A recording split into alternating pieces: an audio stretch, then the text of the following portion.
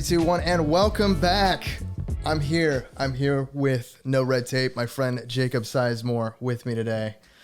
I cannot wait to talk to you, my man. This is wonderful. Okay, bottoms up. I gotta take a drink. Heck yeah! Thank you, Japan. We're drinking this amazing, I guess, 15-year malt whiskey from Japan. I think it's called Shin. I'm probably getting this wrong, but I don't know what I'm talking about when it comes to I don't know. The last place that I had Japanese whiskey was in Vegas, and we were just at a random bar, and I didn't know. I was learning about whiskey at that time. Asked the bartender, "What's good?" Japanese, cool. Had that. I have never had a better whiskey in my life or since. It's been a depressing journey ever since because I've been trying to find something like that. Yeah. And obviously, it's still getting to me. I think it's either the emotion of drinking the whiskey. Yeah. It's like this was just like that time in Vegas, or it's killing me. What was the reason why you were in Vegas? Oh, just for like a video shoot press conference thing. Like it was one of those like video shoots where multiple events were happening at the same time, and also live at the same time. So we were running around doing B-roll and running to another place, which obviously is something that you would drink alcohol at because that obviously makes the experience so much better. It makes it more fun. You know, it does make the experience more fun. Of course. That's why I encourage videographers to drink at weddings. Don't actually do that, but like don't make the experience happen. Yeah, sure. Are you a gambler? No. Not okay, that's what I figured. I think I remember asking you about this. You said you weren't, but I just wanted to make sure. Are you were a gambler? In Vegas. I wouldn't say I'm a big gambler. I know people that are gamblers. I've got friends of mine that are basically pro gamblers, but I myself, I get a little. I mean, I guess if I had the cash to throw around and just whatever, I still kind of would get nervous. But still, I'm not a huge gambler. If I play though, I play craps. I'll play roulette. I wish I was better at poker. Those guys that are there, they spend like all day. It's like an 8-hour event and they just do that. So if it's something that you're familiar at, you'd say you're competitive, relatively speaking. Oh yeah, dude. Heck yeah. What about you? I'm not a very competitive person. I don't really. I grew up with sports and I played football. We did karate. We did a bit of like mixed martial arts and stuff and a bunch of that stuff. And I had this revelation one day when I was in high school and doing track, and I decided I don't want to do track. And then I had so much free time. It's like, this is so much better than competing. And I just became relaxed ever since. Like, I don't really care. And that's not the reason I'm not competitive. I feel like I'm relatively a chill person. Of course. I usually play sports just for fun. Yeah. Well, when it comes to like competitiveness, I imagine there's degrees to competitiveness. For instance, like when you see something, take it in you. Jacob is an amazing cinematographer, by the way, if anybody's wondering why Jacob is here. Number one, he's a friend, but number two, amazingly skilled, talented cinematographer, and I love talking to this kid. But when it comes to cinematography and things like that, when you see someone that does something incredibly accomplished or skilled or something that you enjoy, does that like invigorate you to want to get better? Like that's a form of competitiveness in itself, right? You see someone. Maybe that is a form of competitiveness. I'm not 100% sure. I think it's just a drive to get better because it is a invigorator. Yeah, 100%. If I see someone that is passionate and that number one I get along with, and like someone like you or someone like the people that we've worked with in the past, or someone that, like you said, is good at like the thing that I'm good at, I want to learn from that person. And it's not necessarily a degree of I want to be better than that person. I don't necessarily have that angle. I want to like learn from that person because there are people that I know I can learn from, and then there are people that I can like collab with. Because if I feel like if you're at a certain level, I probably can't. And it's like there's nothing that I can tell you. And I feel like that's a good thing to understand when you're younger. Like there's a certain amount of people that you can't give advice to because you're just not at the same level. Like I would never give advice to Roger Deakins ever. There's nothing that I can say that he doesn't already know. It would be kind of embarrassing. But there's a ton that Roger Deakins can teach me. There's a ton. Oh, of course. Can you imagine that set if you were that kid that's like, Roger, I would do it this way. That silence that followed after you said that, that's what would have happened. Roger would like slowly turn. The director would slowly turn.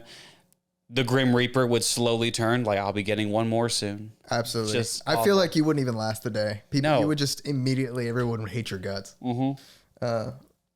Yeah, I see where you're going with that. Okay, now, Okay, so I failed this week. We were going to have this podcast, and one of the biggest things, or one of the only things I had to do, was watch Dune 2. And I wish, I wish I could say there was an amazing excuse. I just literally, I didn't have the time, and it just got away from me. And now I'm kind of berating myself because I know everybody's talking about this film. I've heard nothing but great things, Jacob. Dude. I know that he's seen it.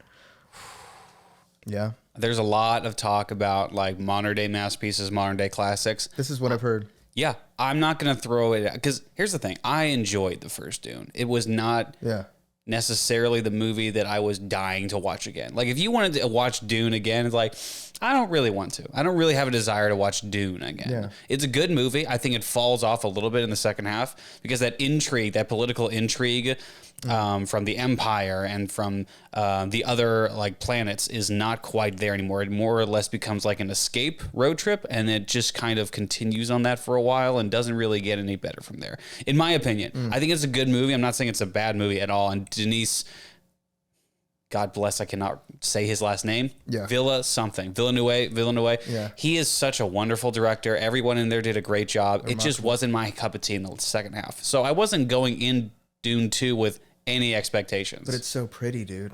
It's so pretty. Dune 1 is magnificent. It's kind of like Blade Runner. I think Blade Runner is completely underrated as far as being a masterpiece of sci-fi.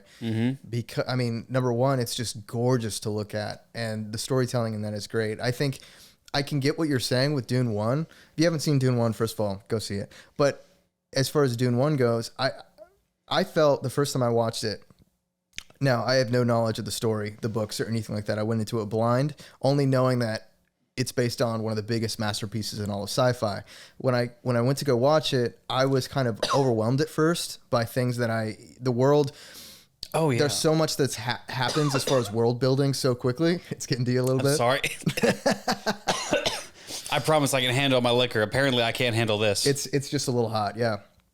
But there's just so much that happens. I feel like, for instance, the very beginning when it opens up, and you're getting in touch with the Atreides royal family. You have Oscar Isaac, basically greeting the. I don't even know how you call it because I haven't seen it in so long, but it's I guess the network of other royalty, or the network of like the protectorate or whatever thing they're kind of a part of. Oh, the No, I was going to say Jesuit. That's wrong. Yeah, but the whatever is coming in the spaceship to basically say, hey, you're clear to go to this world and pick up where you left off in the very first day. And so at that moment, remember, he's got the character to his right or left is basically a super intelligence computer thing. Yeah. Remember, that rolls into his eyes? Yeah. I didn't know that until someone told me that. I was like, okay, so what's this guy's story? They didn't explain this at all. But that's just an example of just there's so much that is thrown at you so quickly in this world. And it's on the one side of it, on the one side of it, it is very easy to kind of get lost and overwhelmed in this world and kind of get, which I love at the same time because it's so foreign, it's so different, and you can completely lose yourself in it as a story. Like, it's confusing, but you can understand how everything works based on like either the interaction with the characters have, or they do explain certain things. Yeah. Like when they get to Arrakis and they explain like the suits that they have to wear when they're outside, that's explained. But there are other aspects where like you kind of have to infer certain things, but you can understand how that works. Like you can understand like how this complex facility works in this aggressive sand environment. Right. And yeah, like there's a lot of things that are just not explained as much in the movie as with the books, like space travel, for instance, or spice. In the movie, they go into a little bit at the beginning, and from what I got and what I understood for years until someone corrected me, was spice was the reason that you can do space travel. That's not the case. Spice is the thing that, you remember those guys from the very beginning of the movie that were going to, give the message from the Emperor to House Atreides? Atreides, yeah. Yeah. Those are space navigators, and they take spice in order for them to heighten their senses and see somewhat into the future, kind of like what Paul was doing. Okay. And that way they're able to make complex decisions on navigations with the space ships in order for them to get to the location. So that's how space travel works. It's not explained further other than just spice allows complex space travel in the movie. So I thought for a long time that just spice was used for space travel, which is not the case. So it's, and I had, like you said, I had to have a friend tell me that. I didn't know that for years. And like, yeah, I guess hyperspace is based on drugs, I guess. Yeah. I'm not 100% sure. Dude, I had no idea. You just completely blew my mind right there. That was the first time I'd ever heard that part of it. Like, when it cuts a Mark's mind, just like, what? Right. Yeah, so I didn't know all of that. So there's just so many key attributes of the film that you kind of can get lost in and overwhelmed in, which is amazing. But I get what you're saying as far as it kind of fell off halfway through, as far as that first one for you. But still, I'm such a fan of Denis Villeneuve, if that's how you say his name, just because his storytelling is just, there's nobody else like him. And I think that anything he touches right now, I think that's partially why Dune is also so successful, because they were able to do it on a lower budget because everybody wanted to work with him. And so they were taking, whereas, Marvel, all these actors, they take such large salaries because number one, they can. And number two, it's, I don't think there's, I mean, of course I think they're happy to be part of a Marvel project because it's a Marvel project, but at the same time, it's not like they're just dying to be a part of it relative to working with like an auteur like Denny, or, if it was a Scorsese film, or even Megalopolis that, was just done. All those actors, I assume, because they're working with such great artists, they have desire to work with these people rather than just, jump in a project that is incredibly well done, but honestly, they know on the back end it's probably formulaic in the sense like, okay, we know what a Marvel movie is. We know how this is kind of going to go work a little bit.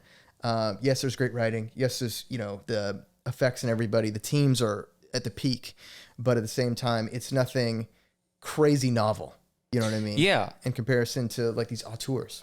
Yeah. They're creatives. I mean, you would want to work with someone that has that, not necessarily the same creative drive, but kind of like enforces your creative drive. Oh, yeah. Like someone that, like, you want to work on a project that has you in certain roles. Maybe, I'm not saying this is you in particular, but like you want to work in a drama role. You want to work in something that is like complex emotions. You want to be you want to live as this character and figure out like the complex world that this character lives in. And then you have a director like, I want to make that world a reality. It's like, oh, well, can we just do movies together from now on?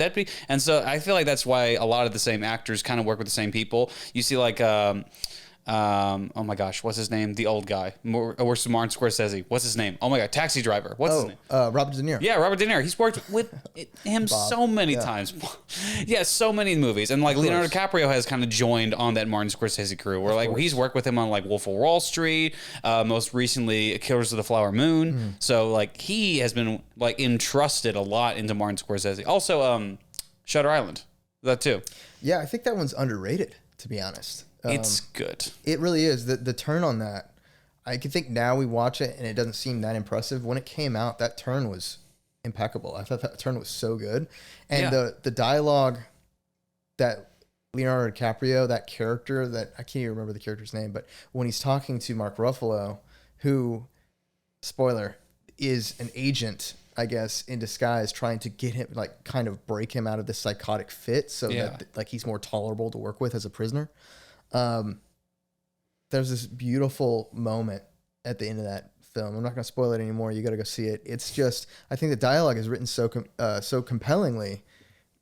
It's wonderful to watch. I feel like there's, I don't know if like, I would say that movies they don't have turns like that now, but I think that very rarely, I think it speaks to like the ability of Scorsese to kind of pull something like that off in such an amazing way that still lives up to the hype even now. If you watch that movie now, it's just like, oh, this is a great moment. Yeah.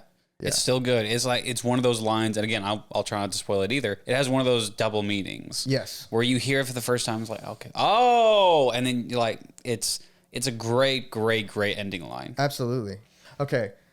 So I do this thing. I'm sure, I don't know if you do, maybe I'm just weird, but I will look up, because as someone that's just such a lover of film, a lover of acting, a lover of just everything that, is movie magic, I routinely will, out of the blue, get caught up in a scene that I remember from a movie, and I'll go to YouTube, whether it be 1 in the morning or I'm at the gym on a machine or whatever it is, I've got to watch the scene. And so I don't know if it's the same way for you, but my favorite film of all time, I think it's just impeccable. I'm very nervous about the sequel coming out, is Gladiator. And so, yeah, I know. And this film, I just think is just everything a movie should be. I think it's written unbelievably. The crew, the camera work, everything about it is just impeccable. And the acting is phenomenal. The screenwriting is unbelievable. It's written by John Logan and a couple others. The fact is, I don't think they had a full script when they were starting to film, so they were writing and rewriting things as they were going, which is unbelievable. But I'm such a fan of Richard Harris. I think that our generation, even the newer generation, really doesn't respect him as an actor in comparison to probably the older generations, because he is, I only know him as this old guy or the original Dumbledore.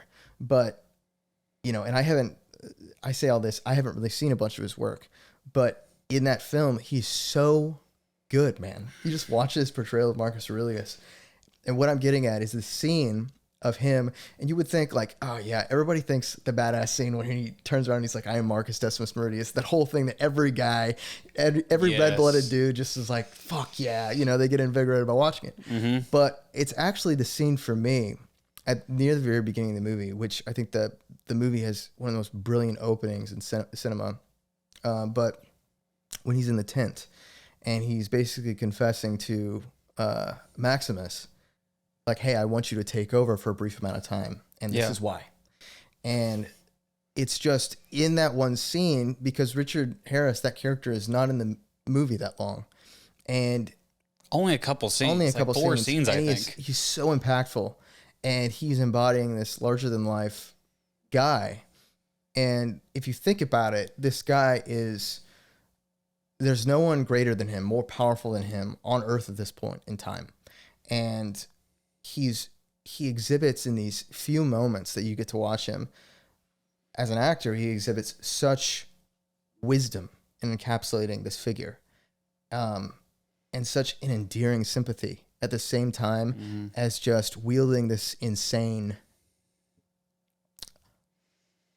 I guess, masked power. Like he realized, I think he's very cognizant of the power he wields, yet he almost shies away from power. He has this great thing when he realizes in this moment, I'm spoiling this a little bit, but he realizes he's dying, and he confesses this to Maximus, and Maximus repeatedly calls him emperor. And there's this beautiful moment where he says, don't call me that. Just don't call me that. I'm not that. I don't want to be remembered as that.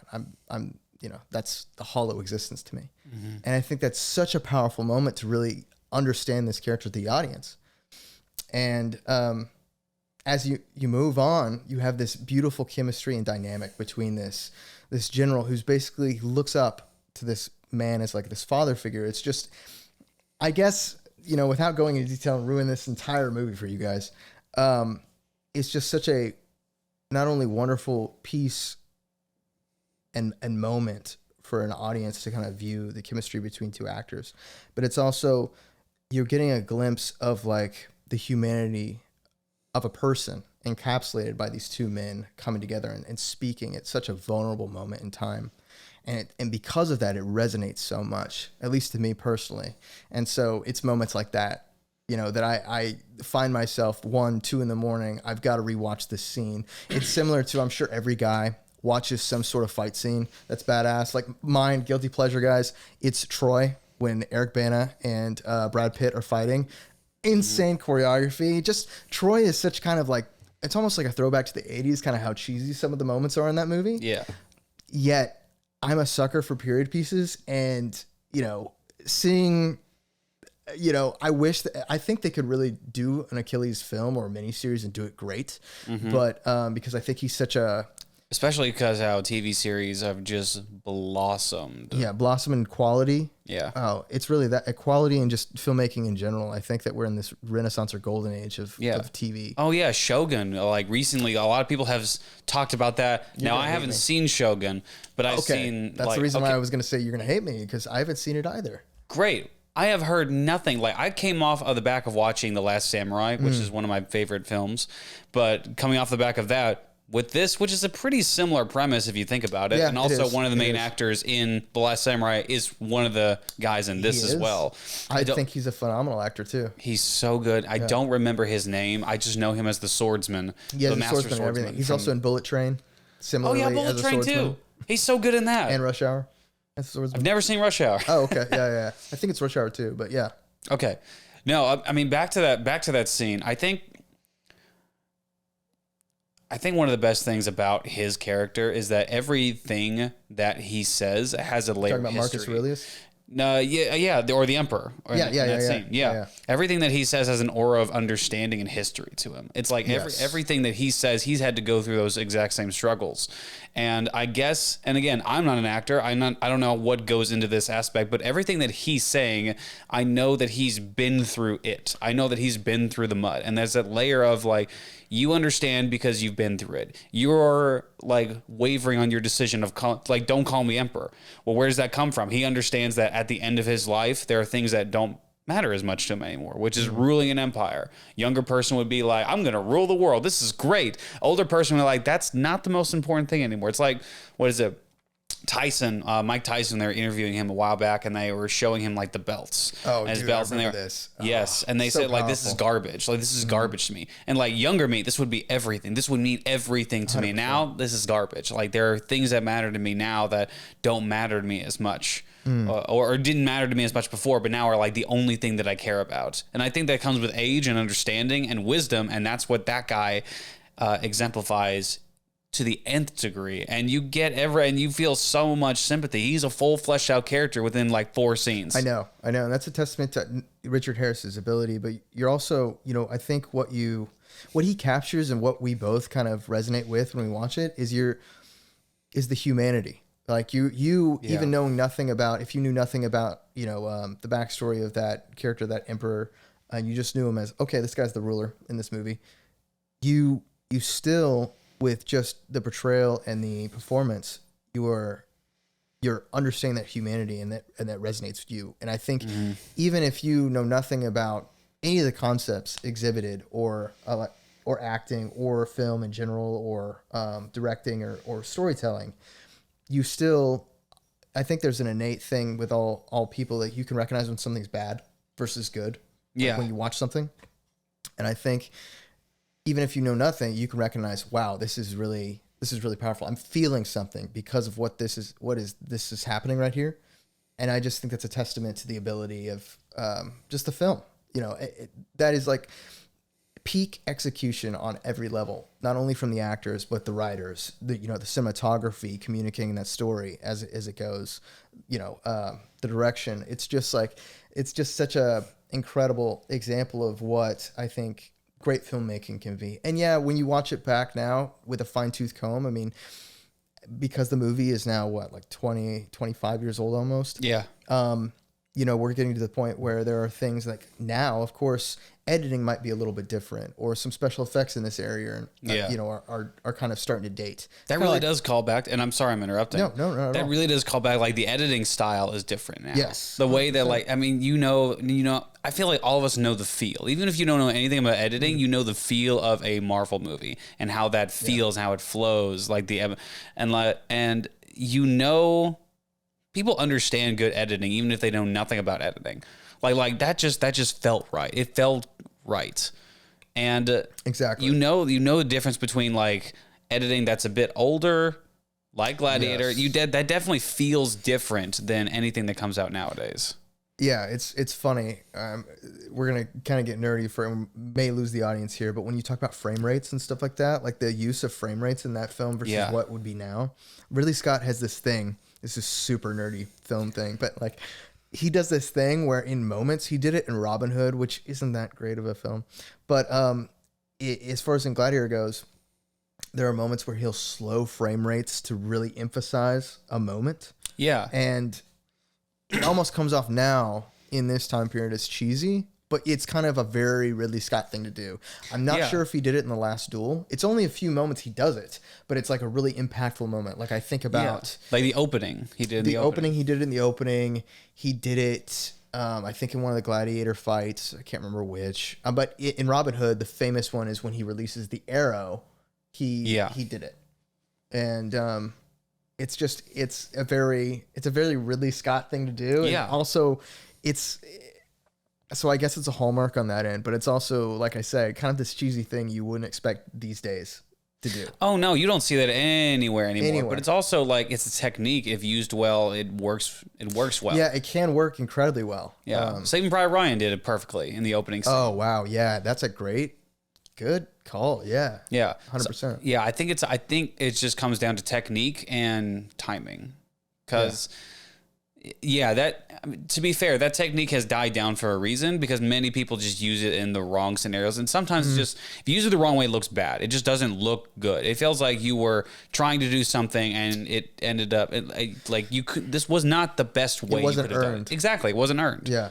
And I think Ridley Scott knows when to use it and when's not to. Same with Steven Spielberg. People who are like veterans and have, like, I know exactly when to use this moment, and we're going to pull that out of my tool belt. We're going to use it now. That's when we're going to use it. Absolutely. I wanted to ask you this because we were talking about moments like gut punching moments. For me, those kinds of gut punching moments are like motivation stuff, where sometimes it can be like horror. One of the scenes that I go back and watch all the time for just pure motivation is the ending of 300, when he is like, "Tell Leonidas and the Brave 300 to victory." Literally thinking that exact same moment. So heck yeah, I think as dudes, if you need like a motivation thing, like I think about, like I said, Eric Bana, Brad Pitt, Troy, the ending of 300.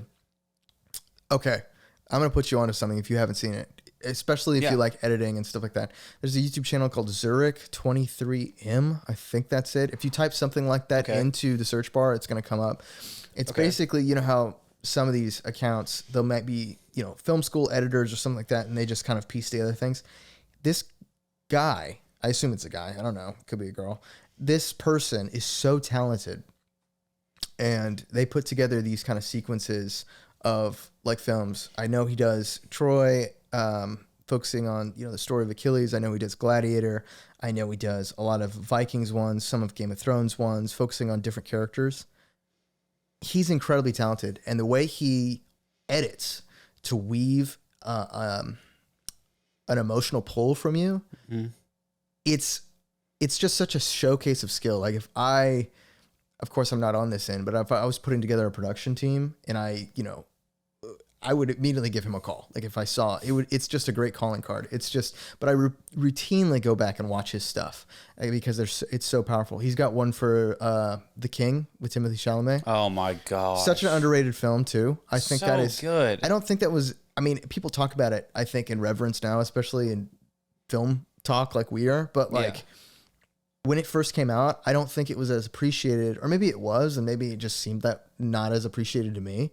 But dude, as far as a period piece, medieval period piece in the last decade, that is like one of the top ones. And I don't think it's talked about near enough.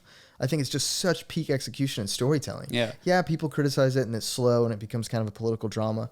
But do a rewatch of that. It is incredible. It is a tour de force when it comes to mood and tone. Oh. But also, like, that was the first role that I saw Timothée Chalamet in. And it's like, okay, I get the hype for this kid. Yeah. That and Little Women, there was a couple movies beforehand where I just didn't get what he was trying to do. And like the way that he was acting is like, I think you're trying to do a Ryan Gosling. I'm not 100% sure. Maybe you saw something I didn't. I don't know. But Little Women, and especially The King, it's clicking for me. Like, I know I can feel what he's doing a little better in these movies, I feel like. Yeah, I think he is. Yeah, don't get me wrong. I think he's incredibly talented. Yeah, he is incredible. I get the criticism. There's a lot of criticism that I know from because I haven't seen Dune 2. I saw Dune 1, but I know, obviously his performance is never, he's never done anything that took me out of it or anything like that. I've always just appreciated him. But I'll say for Dune 2, and I'm so sorry I'm interrupting you. Not at all. I think that the biggest thing that I was worried about for Dune 2 going in is his performance, because I knew that two things were going to have to happen. He was going to have to sell the character that he already was, which he can do relatively well. I liked him fine in Dune 1. He wasn't the standout for me. I thought he was good in Dune 1. Not that I could do any better, just thought he was good. But he had to sell that leader, that messiah leader, because there's a lot of, propaganda around him being the Messiah. And at some point, he has to kind of that's the title is Messiah. Yeah. Man, I'll talk about that in a second. Anyway, he has to take up that leader role, that figure, that larger than life figure. And like, I mean, bro, he's like skinny. Like, I don't know. That's the thing. That's the criticism that I hear, is that it's more focused on his physicality, so that he is, hopefully you know who we're talking about. But I mean, he is, a very thin guy to begin with, just body wise. And, he doesn't have a lot of mass to his frame. He's a tall guy. It's not like he's a small person. No, he's not small. But he is just a very thin guy. You wouldn't expect him to be, he's supposed to embody in a lot of these movies that he's playing. Although I think he did really well in The King. I don't fault him for anything. He did perfect. He did wonderful in The King. And he does amazing, beyond my expectations, in Dune 2. Awesome. I can't wait. But yeah, the biggest criticism is just like he doesn't sell to people that are just, from the feedback that I keep listening from podcasts and other film reviews and stuff like that are just like not necessarily film people, just go to audience people, is that his physicality kind of takes them out of it for a second, because they don't believe that he would be this ultimate, almost warrior leader-esque person, because his frame is just, he's slightly smaller. But there's nothing, I don't know. If it sells it to me, I don't know how I feel about that, because without seeing it, right? Yeah. Well, yeah, I guess I don't have a comment on it because I haven't seen it, but it's interesting that that's the take. That's all. I'll say for me, it didn't distract me at all, because I knew, again, being a fan, but not a diehard fan of the first one, I was not like the person going into this movie with like, it's going to rule, it's going to be great. Like, we'll see how it goes. But when I walked out of it, I freaking loved how they did the character of Paul Atreides, because the first movie, it was the hero's journey, and I've seen that a million times, and I didn't know anything about Dune. I don't know where the story of Dune is going. I just know that it is a big thing, and it is a huge sci-fi novel. That's all I know.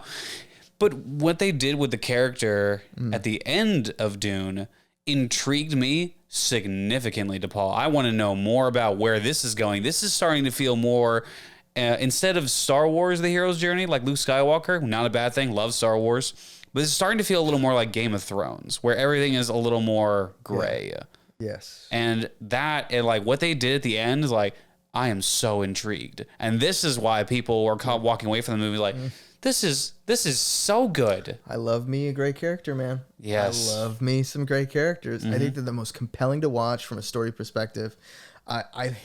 What kills me is when you're watching something and you're able to predict, oh, these two are going to get together. Oh, this guy's going to die. Oh, that's the villain. Like, dude, I don't want that shit. I want to be able to not only be surprised, but not know where the story's going. I think that's a mark of great storytelling. So what I want to, while you were speaking, this popped in my head. Where do you think AI is going to take filmmaking, man? Because I am very nervous about it. At the same time, excited, Yeah. I mean, there are people that are already using AI in their productions right now. Right. Did you see Sora? Did you see some of the short films from Sora? Yeah. It's freaky to me. If you guys don't know, Sora is a chat GPT. I'm so sorry to interrupt. No, you're good. But Sora is a chat GPT, I guess, offshoot. It's made by ChatGPT, OpenAI. It's just a new kind of level to the platform where you input text and then it shoots out 4K video footage, very lifelike.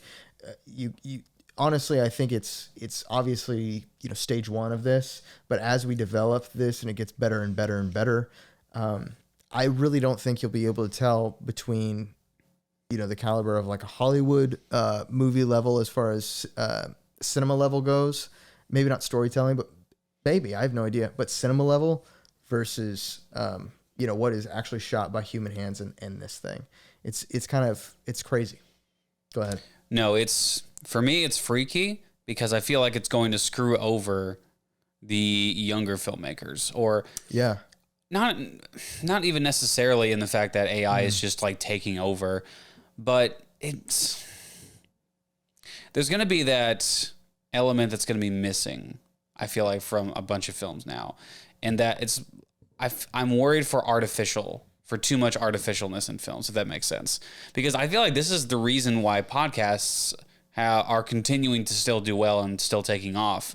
Because it takes something that can't be replicated in talk shows or late night talk shows or commercials. Like, there's authenticity to it. And like, I feel like a lot of people are craving authenticity. And what I'm worried for AI is that it's going to take any type of authenticity away, any flaw in the filmmaking, any like stuff that you can nitpick and like figure out, or like just like in like the edges of the frames being warped by anamorphic lenses or stuff like that, like the grit to film. I feel like that's going to go away. I feel like that's going to be something of the past. And I'm not saying it's totally negative. Might improve some things. I don't know. I'm not a smart person, so who knows? It could be wonderful, and I'm just being super negative. But that is a genuine concern that I feel like it could just take away a lot of authenticity. Yeah. No, I get that fear. It's interesting, right? Because, so I am an absolute novice when it comes to AI. I'm fascinated by it, but I am a complete novice, right? I know that AI is, from what I understand, AI is, how it works or how it's trained is kind of based on how we learn or understand things as humans, right? So they use us as models. And what I mean by that is we learn through pattern recognition. It's the same way AI does. And so what I'm getting at is, the basis of great acting, or what draws us to film and what keeps us invested. Not only is it great screenplay, editing, and storytelling in general, but as far as the characters portrayed by the actors, you're trying to eliminate all sense of contrivance or performance. You're trying to make it as authentic, to use your word, as possible, right? Genuine. And I think that's why right now, there's such a fierce competition between narrative, I want to say contrived as in written storytelling, versus social media and reality TV, right? Reality TV there's still a level of contrivance, but there's not necessarily, and it is scripted, but it's not, at least scenarios are plotted out, but it's not necessarily verbatim wordage used. Whereas narrative structures, that's what it is. But what keeps us compelled to them is that you want to eliminate or try to force a disbelief that it is fake. You want to have the audience perceive that it is real while they're being entertained. Whereas social media, nothing is contrived, right? And that's, I think, what is stealing, so much focus, especially the younger generations. I know right now I'm floored by the amount of time I spend on social media. And I know that as far as in the film industry, from a lot of my friends in LA and from my time being in LA, there was always this massive fear, and still is, and they're fiercely competitive right now, that narrative stuff, yes, it commands a huge amount of eyeballs still, but they're fiercely trying to compete now against social media, specifically TikTok, because the amount of focus and time people are still, are watching it. And I feel like there's a correlation there, because you're basically, at peak narrative level, like I said, in storytelling, film industry, TV, you're doing something that is, number one, compelling storytelling, but it's still derived, it's still written. And at the peak level, though, you're eliminating all of that contrivance, right? Or it's seemingly eliminating all that, so that when you are sitting down for the 30 minutes or an hour, you are completely enveloped in that world. There's nothing that jars you out of it, because it is so peakly executed. When you watch TikTok, there is nothing that would ever jar you out, because nothing is contrived to a degree. And then when you do have things that jar you out, it's usually an attention span, and you can just swipe up and get re-engaged.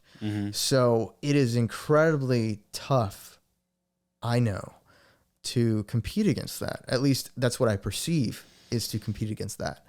And I don't fear where, film will go. I think that will be in existence. I think there is always a need to be entertained. I do fear the level of budgets allocated to it, especially now when you have,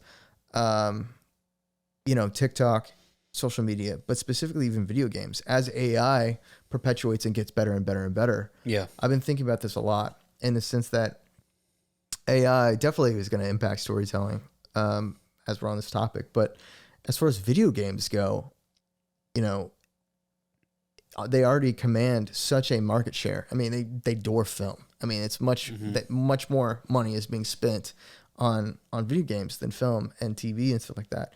And, you know, when you buy a video game or when you participate in that, if it's an RPG, if it's a solo player or 1 to 2 players, you're locked in for 40 something hours usually on that game. And you're enveloped in that world, and it's sole focused attention that you can always pause and come back to and all this stuff. There's a lot of compelling things. Or if you play a multiplayer like MMO or whatever it is, like League of Legends, you know, you can be locked on an untold time. But there's so many other, I guess, because you're playing with so many other people, the interactive nature of it also gravitates you to being focused and entertained and basically locked in for that period of time. So there's just, what I'm getting at is the competition for film, TV, and all this stuff, although, you know, the capabilities of it and the quality is just on an exponential curve going up and up and up, the budgets allocated to it are, I guess, are under a lot of scrutiny or competition because they're having to compete with these other avenues for entertainment. You know, I think there's with film, I think there's only a select, this is going to be coming from a very personal experience. Yeah, of course. So maybe this doesn't match everybody. I view films now as a very selective type of engrossment. And what I mean by that is there's a lot of like TV shows and video games that I can get lost in 4 hours. Like 2 examples. I'm rewatching Avatar, The Last Airbender. I get lost. Okay, I've got strong feelings about this. Keep going. I get lost in that show so aggressively. I get lost in that world. I love that show. Love that show. You apparently don't agree. We'll have that conversation in a second. Right. But there's a video game called Elden Ring. It's a Dark Souls type game.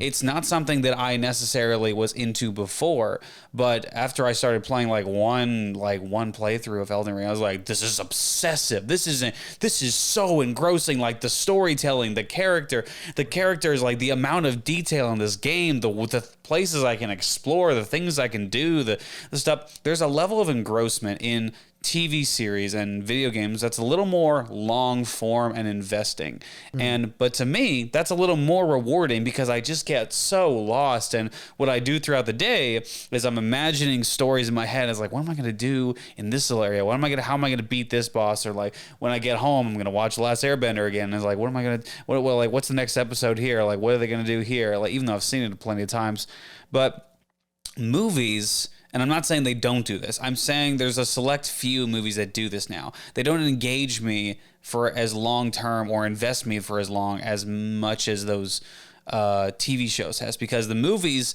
that I have loved the past several years are movies that I've gone back to and watched multiple times. Now I'll say Dune, even though I've only watched it once now, I want to go back and watch it again. It's a movie that I've been thinking about and I really want to revisit it. I want to because I now have a different mindset going in. I don't have the same mindset as before where Dune 1 was okay and Dune 2 was great. I really want to go back and watch this again and get a full feeling and see the upgrade and see the story progress. But it's also different with Top Gun. Top Gun's not the same story as Dune. Top Gun's a very basic story, but it's also the level of enjoyment and engrossing that I get in that movie. It's just something that no movie just is able to do to me anymore. And I feel like part of that with movies is there's a lot of artificial movies now that when I watch the movie, wait, when you say artificial, what do you mean? Artificial in the sense of Marvel films. Okay. And I don't want to just be the guy that just craps on Marvel films because I love Marvel films. Sorry to interrupt, but we talked about Marvel films and I said, I kind of ridiculed them in a way and you were like, oh, you became very defensive and explained your point as to why. So it's funny that you even say, "Oh, now I'm on the defensive train." Yeah. No, I get the criticism of Marvel, and I'm on the train of criticizing Marvel, especially because for their most recent content sucks. But I will defend them. Wait, hold on. What was I even saying? What was I even like jumping to? Hold up. Confused. Welcome back from the edit. Welcome back. The artificial sense of Marvel is like, I know it's not only that I know everything that's going to happen, but it's just the exchange and dialogue is exactly what I expected. The plot amounts are exactly what I expected, and like there's nothing to elevate it other than the things that I expect. And so because of that, because I'm not engrossed in the world anymore, because I don't care about the next sequel that's coming out, because I know exactly what's going to happen in that sequel, or if I don't even know the sequel that's coming out, I know where the story is going, or I don't care where the story is going. There's so few movies that can do that to me, that can engross me in the story, that can engross me for that amount of time, to have me thinking deeper about the movie afterwards, or wanting to go back into that world, where Top Gun makes me want to go back into that world. And what is it? Dune 2 makes me want to think more about it. Like, it's the same thing with like Avatar, and the same thing with Elden Ring. I just want to go back to that world and find more like little nuggets of things that I can explore. Okay. So I think it's due to the engrossment and investment that I have in those movies or those video games or in TV series that are just more investing than movies. I hope all that makes sense. But you had a weird look on you when I mentioned Avatar. It's just Avatar, yeah. Yeah. It's funny you have such reverence for that show. So full disclosure, I never watched the TV series when I was young. I was much more while that was going on. Oh, then what the heck? Yeah. Well, I was much more while that was going on. I was a DBZ guy, Dragon Ball Z. I was into Oh, now especially what the heck. Yeah. I was into all that.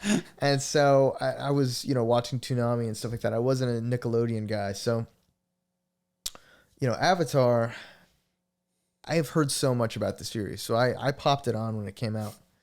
And like, it's just, I know what it is. It's like rated E for all audiences. Yeah, it's made for younger audience. Yeah. So, you take it with a grain of salt, but it's okay. Like, okay, what did you get to? Like, how you just got past the first episode? I watched the first episode, and maybe I watched the second one. I got when they were, so Aang he's in the ice place where there's not a waterbender except her, and he gets captured or whatever. He gets taken out, and then they go rescue him, and he comes back, and like that's where that ends. So I don't know if that's the first episode or second, but. That's probably the first and second episode. Okay, so yeah, and then I didn't continue after that because I was like, okay, this is okay. I mean, yeah, I think there's a lot of nostalgia wrapped up in it, and because I don't have the nostalgia, it just didn't hold my attention. And I know that's probably going to ruffle feathers, but maybe I actually really understand where that's coming from, because that was the same place that I came from originally, because my brother watched the show. I didn't grow up with Avatar. Okay. So I came with it. So I'm very interested in how you got compelled to stay. Well, my brother was really obsessed with the show, and he also did not grow up with Avatar, so he got into it and then somehow binged the entire series, the entire 3 seasons in in a very short amount of time. And he had contacted me and said, yo, this show, man, it's so good. I don't care if it's a cartoon. Sit down and watch it. And I was like, dude, no, for the last several months, I don't care. It's a cartoon. It's meant for kids. I'm an adult. I'm a big man. Don't want to watch it. Yeah. Freaking watch the first several. I watched the first several episodes just to I'll suck it up for my brother. I will watch it. First several episodes. Season 1. And I'm going to be very blunt with the Avatar fans. It's not the most complex storytelling at all. It really isn't. Season 2 and 3 are a completely different story. But I will say, what season 1 has that a lot of other shows just fail miserably at is genuine optimism. And what I mean by that is genuine optimism in a bunch of other kids TV shows and kids media is just happy things happen to good people. And what Avatar does very, very, very well is like bad things happen to good people all the time, repeatedly, and will not stop. But you can still look past that and be optimistic. And it's a very simple message, but it's executed in the best way. It's like Top Gun Maverick. It's a very simple story executed in the best way possible, in my opinion. And so there's a lot of great storytelling, a lot of great endearing characters in season 1. Season 1 is great, don't get me wrong, all the way through. You got to watch it. You're a bad person for not watching it. But season 2 and season 3 get into some complex storytelling, especially like, and I'm rewatching, like I'm up to season 2 right now. I'm rewatching it. It gets into incredibly complex. Like season 1 is a lot of good versus evil, but season 2 happens to deal with like the states manipulating people and like oh my gosh, what's it called? Like, yeah, well, I think that's what stopped me from, sorry to interrupt, but I think that's what stopped me from getting into it. It was just so cut and dry. This is a good person, this is a bad person. Yeah. From the get-go. I mean, where they have like the first 30 minutes of that first episode is literally like, okay, so this bad guy that just chooses to go bad rogue and like, you know. And that is what it is for a second, and I will agree with you. If you turn it off from that, if you were expecting more, I completely understand. It's just, it wasn't deep to me, I think, enough to hook me. But okay, I'm very compelled that you say this, but still. Yeah, I'll say it's not deep yet. The character, I won't get into which character this is because I think it's obvious who this character is for those of you who have seen it. But for those of you who have not seen it, I won't spoil what happens to this character. There's one character that has a really amazing and well-crafted redemption arc. And in normal TV shows and even normal adult shows, what this character would normally do is just join the good guy side. What happens when this person reaches the peak of their redemption arc, goes back down. They revert to their old ways. Not in a Jaime in Game of Thrones way. Not in a bad way. Okay. In a way where it's understandable, where you know why they did it, but it breaks your heart. And especially in a kid's show, in something that is meant for kids, where the messaging tends to be simplified, it's a really, really heartbreaking and gut-wrenching portrayal of not the characters in the film, but of the audience, because you wanted this person to get there, and it's like you finally reached your redemption arc, and you just threw it all away. And again, and I can't explain this enough, not in a bad way where it just seems out of character. It's in character, and that's what makes it heartbreaking. You know, like, no, and it's hard to swallow. And I'm an adult. I'm a 27-year-old man, and it sucks to see that. Like, dag nabbit. And then not only that, but it gives kids obstacles and bad endings and frustrations and unfairness and things that are just you would see in Game of Thrones, and something that just pelts the character with relentless struggle and frustration. But if this is a kid's show, and like, goodness gracious, and so it's to a level that hits even harder, because you think things are gonna like just be dandy the whole time. But not at all. The Avatar and his friends are constantly hit with like struggle. And that like can be expected in a kid's show. You need to have struggle to go through a TV series, and obviously you need to have like conflict. But it's not just that. It's emotional gut punches and like, goodness gracious, this is a kid's show? Wow. And like stuff that happens, like a portrayal of characters and like and just like incredibly incredible struggle that these kids have to go through. And this is what I mean by genuine optimism. Optimism in the face of just utter betrayal, utter devastation. There is no coming back from this. And then just choosing to fight on. That's the same characters that you see in like 300 or Gladiator, when they are just met with just the worst turmoil ever, and just the admiration that you see when they continue on. That's what you see in Avatar, and it's a great show, and that's what it does so well. And you offend me, sir. Damn. It's a good show. I get why you're not in. I get why you the first several episodes didn't dig you. It may not be your thing, but for people who loved it and who've seen the whole thing, and I've seen the whole thing like 3 times in a row, I'm watching it again for a 3rd time. Wow. It's so engrossing. That's one hell of a pitch, my man. Okay. So watch Avatar, ladies and gentlemen. Okay, well, Yeah. I've got nothing left to say on that point. I mean, I just couldn't get it. Yeah, I just couldn't get into it after those first 2 episodes. Yeah. But I recognize what you're saying. Do I think I'm going to watch it? You don't have to. You don't have I don't know. I don't know. But like, I respect everybody that does. And I know so many people that, like I said, grew up with it and they have so much reverence for it. So it's incredible. And it's funny, I think. So what I think is amazing is I think storytelling for a long time was kind of, I say animation, but everybody loves the Disney classics. Everybody thinks Studio Ghibli does some amazing work. So there are people like that. And I think in the small circles that really study like storytelling, there was still a lot of love and reverence for animation as a whole. But I think nowadays it's widely starting to get in the zeitgeist that animation is kind of on the forefront of a lot of people. Like, for instance, you're seeing this love, especially in these younger and younger audiences. I say audiences, but just generations are really into like anime and things like that. And when you see, and the reason why I even bring that up is some of the greatest filmmakers of our time literally rip scenes from anime constantly. Mm-hmm. Christopher Nolan. Yeah, Christopher Nolan. I mean, there's so many like Inception. I haven't seen half the films they reference as far as these anime films, but the depth and the incredible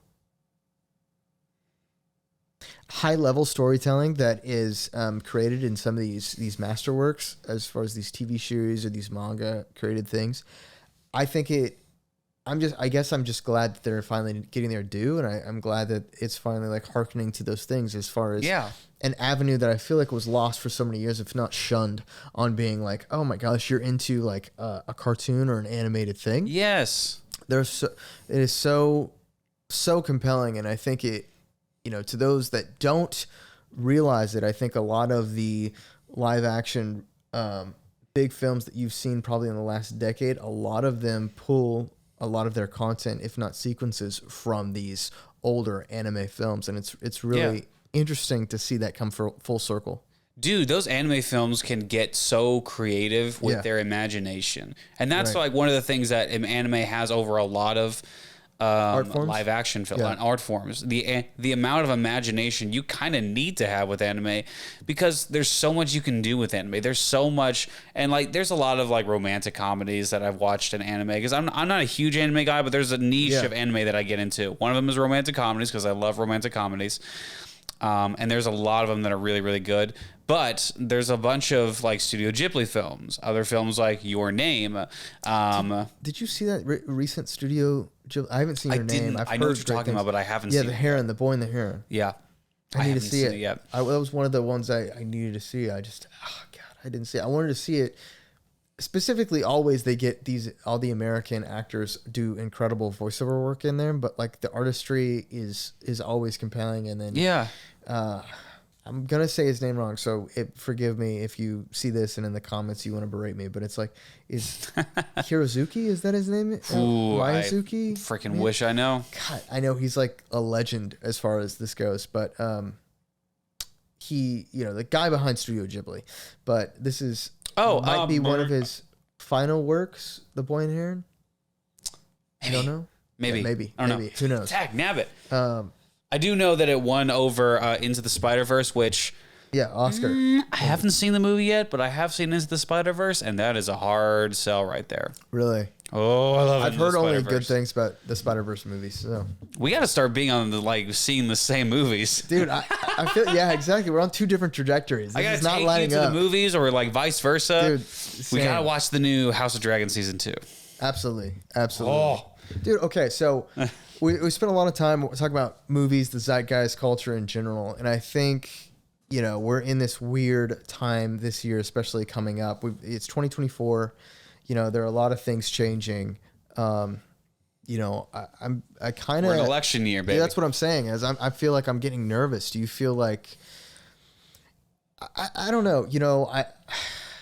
People say, and there's no doubt that the country is polarized in general. I don't know if I necessarily get that on a day-to-day basis.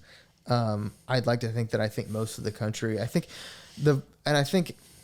hopefully most people understand that the voices we hear of polarization, I think, are just the loudest people speaking versus the masses actually voicing that opinion of being so polarized. I definitely think we're a long way away from being completely divided, down the middle or whatever. I think there's a lot holding us together as a nation and country. Bill Burr had a wonderful joke about polls a while back, and he was talking about polls, and like the polls say one thing, but at the same time, like you can only like measure it for the people who are dumb enough to answer polls, because the most common answer you can say like, is get away like, from me. Bleep is like, go screw yourself. Like that answer, like Absolutely. I'm not answering this poll, but like the people who answer poll, it's like the people who are dumb enough to answer polls. I'm not saying if you answer poll, you're dumb. I'm saying it was a joke, and I feel like there's some relevance to that joke. Yes, absolutely. Do you, okay. So, well,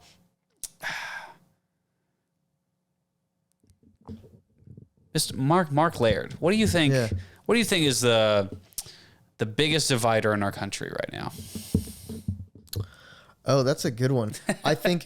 Okay, so. And by the way, on that question, could I have some more whiskey? Of course, dude. God bless you. I won't take too much. No. Okay, so while he's filling up his glass, I'll answer your question. I think the biggest political divide, in my opinion, right now, from what I perceive, and I'm only one person. So I think groupthink is a poison. And I think that there are a lot of communities right now that are insulated by the sole choice of information they choose to consume, and that choice of information is often heavily propagandized. And it's just because that they've slowly become propaganda over, I think, a long period of time. We're in this brilliant age as a society right now, and we're trying to handle it. We're in this very fast evolution, and we're trying to keep up with the advent of technology and stuff like that. But what I mean by that entire thing of this age is that it's the first time that voices are democratized. So you no longer need necessarily a platform to gather a lot of attention and focus. Mm-hmm. And so because of that, the institutions that were the platforms of the news or the platforms of information, they now have incredible competition, which they're ill-equipped to basically handle. They're not used to everybody having a voice. They're used to basically them having, the sole platform of focus for everybody. And so we're at a point right now where I think the majority of people still wholeheartedly listen to those voices as their sole point of news. Yeah. And so that causes them to be insulated by them. So usually it's divided by party lines or just the demographic or area of the country that you live in, or the groups that you hang out with. But it's usually you listen to media that swings one side of the aisle mm-hmm. versus media that swings the other side, the counterpoint side of the aisle. Whether, you have listened to Fox or CNN or MSNBC, all of these older institutions, they're very much ideologically captured. And the reason why I say that is because at the end of the day, the thing that propagates them surviving is ad revenue in dollars. And so they're beholden to the advertisers that advertise on their platform. So they can't say things or be completely liberated in the news they give you, because they can't do anything that upsets their advertising revenue, because that affects their livelihood. So when you understand that, it really you can understand how the news or the information pumped out is warped. I'm not saying that all of them are bad. I'm saying that like now we have so many other outlets that you can listen to that are third party that do not have that same business model and that are far more, I think, unbiased. But also you as the consumer, you have the ability to have access to these alternate points of view or alternate platforms. And so you as the consumer can cross-reference better than you ever have prior. So you're able to kind of discern and educate yourself on a level that we weren't able to be educated on previously because we were just beholden to the education we were receiving from those few outlets that were available. So real quick, and I'm so sorry I'm interrupting, but just a follow-up question on that. Because we know that media companies have inherent biases and they have shareholders, they have people that they are beholden to before they give their opinions and everything. They got to wait. We got to hold that. What should we believe? Like, because there is such a variety. What do you think we should believe? What do you think we should be beholden to? So I think that is other than this Red Tape podcast, which is obviously always correct and right. Right. I think that's an individual on an individual basis question or answer or solution that you can give. You can only give that on an individual basis. I think that you have to understand that. Let me phrase it in a different way. Yeah, rephrase it real quick. So, like, maybe this isn't quite rephrasing. Maybe just changing the question. We all have the news source that we choose to listen to, right? I'm going to listen to the news sources that I want to listen to. You can't change anybody's individual mind.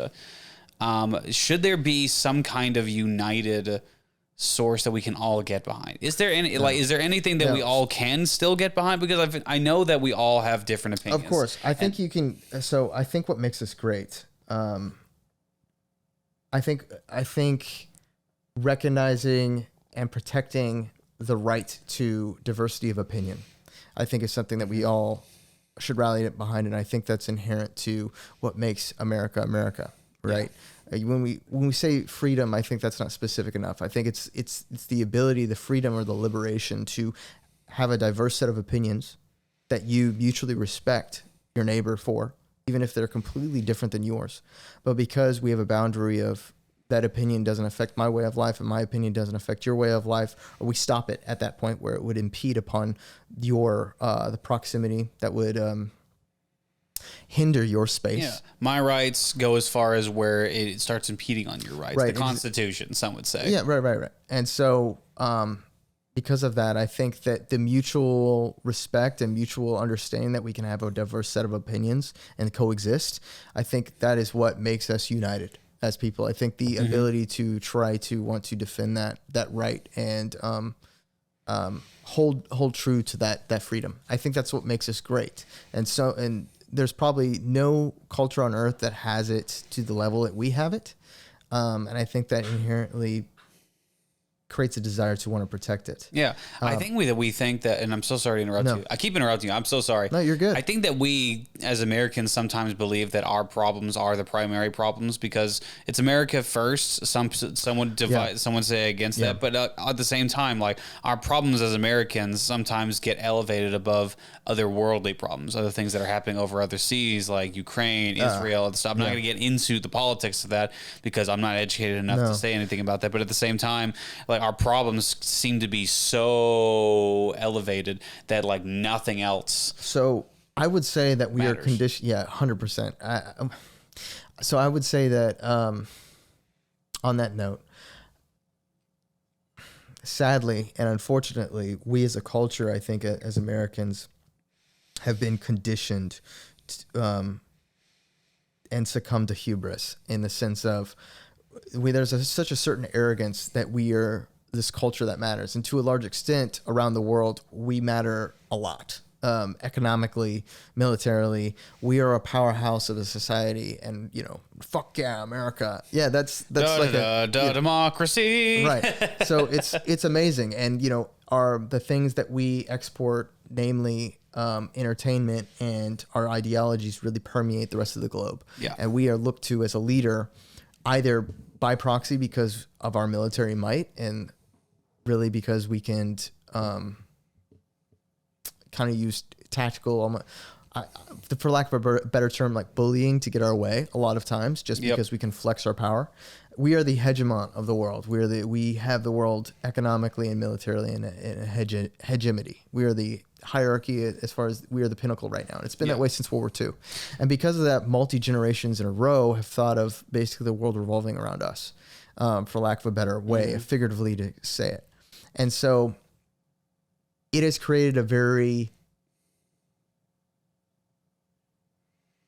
a perceptively very naive and dumb society in relatively to the macro of what's going on around the world. Yes. Because we think of ourselves and we're so solely focused on America, we don't think of our impact or the globe first. We think of America first, which is, I get why, which is, what I laid out. But at the same time, now I think more than ever, as the hegemony is starting to relinquish the absolute leaderboard that it has, as we're starting to slowly come down, we have these rival nations. If you think of the European as one nation, they're not nearly as...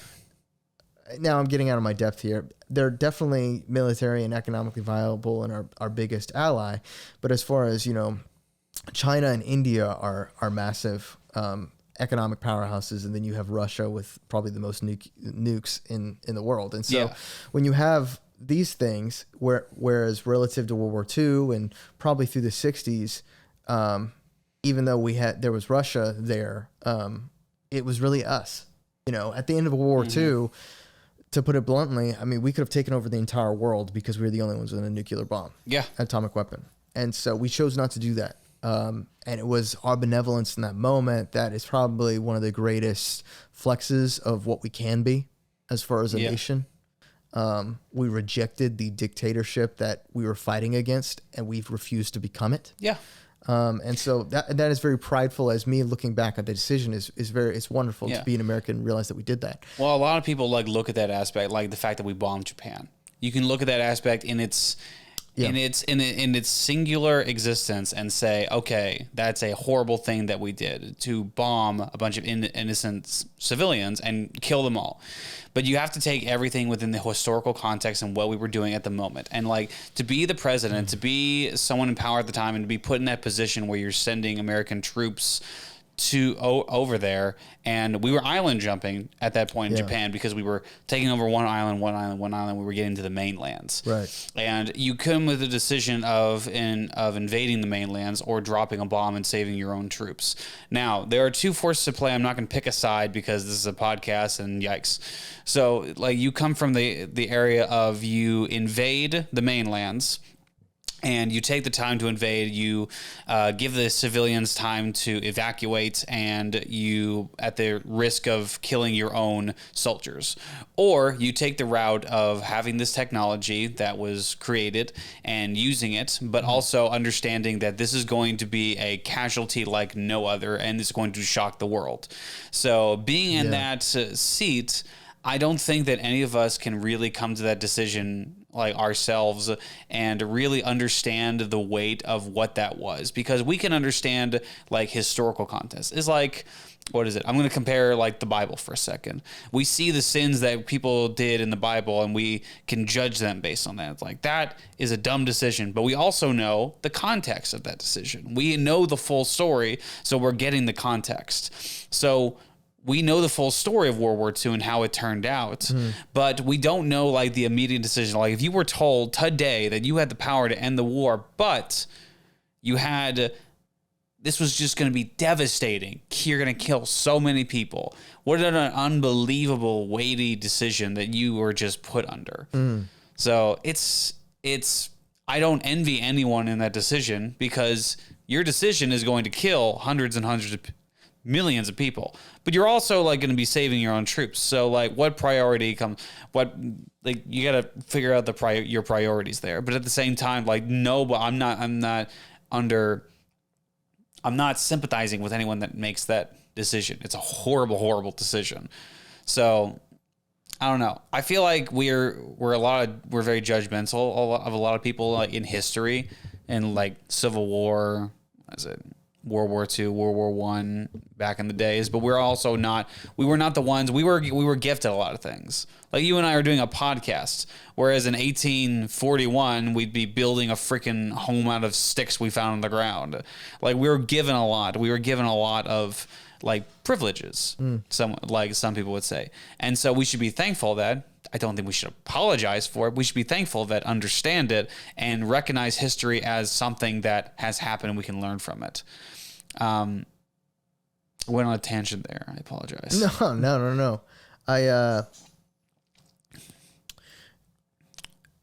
Yeah. Just bringing it back. So I think that as far as World War II goes, at the end of it, you're right. That it gave us this sense, like you're saying, that became spoiled with our area of luxury.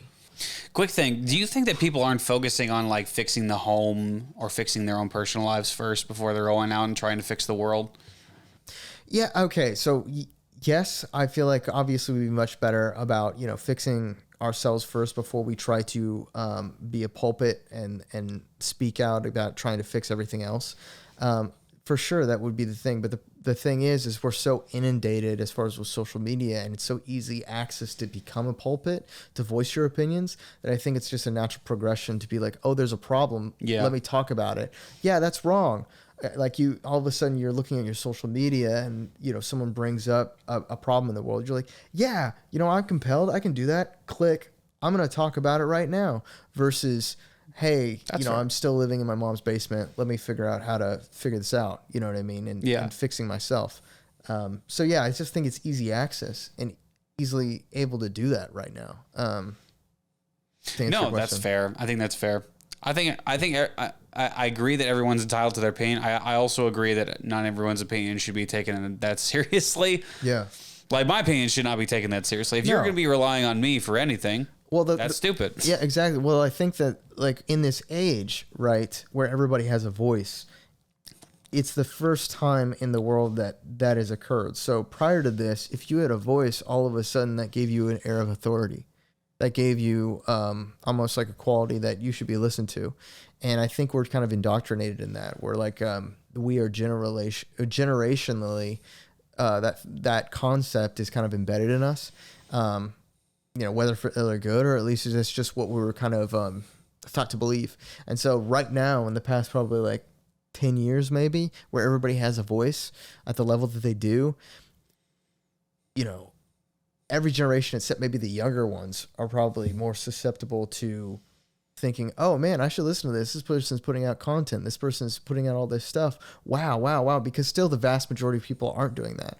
I think as we move forward, more and more people every year are doing that. And I think honestly, as we move towards AI and things like that, everyone will have to put out content. I think that's the only way to really compete against something that is potentially going to do every human task better than a human can. Yeah. And so in order to cultivate a purpose and meaning as well as just different revenue streams, so I know I'm about to go on a tangent, but what I'm thinking is, and I've been pondering a lot lately, is with the advent of AI, and like I said, this thing that potentially could do everything that a human can do better, it's going to be attack on basically purpose. Because right now, especially in the West, in our society, since maybe like the 1910s or something like that, we have all been centered around this 9-to-5 workday, career-oriented type thing as wrapping up in our identity. In our culture, the American West, when you meet someone, one of the first things you do as far as small talk is say, hey, so what do you do? It's not like, who are you? Like, what makes you tick? All that stuff. That would seem a very almost like a personal question to ask at first meeting. But I mean, it's just probably the easiest way for us to judge and assess a value on a person is what do they do? Mm-hmm. And so we kind of attach people's identity at first to what they do. And you attach to a certain extent your own identity to what you do. It's by far the most amount of time you spend during your day is working a job. It's why all guys, every time you meet somebody else, like, hey, what do you do? And based on that, you're going to get a preconceived judgment based on what you do sometimes. Right. Not sometimes, all the time. Right. And so with AI, I think, when that is taken away, when all of a sudden, there's the fear right now with AI is that, and everybody's talking about it, is, and I'm gonna put a caveat on this. A lot of technology that we tend to talk about, the exponential vertical curve of it actually being permeating in society and actually doing the thing that we're saying it's going to do, is usually a lot farther away than what we theorize. So like it's been that way for flying cars and a bunch of other things as an example.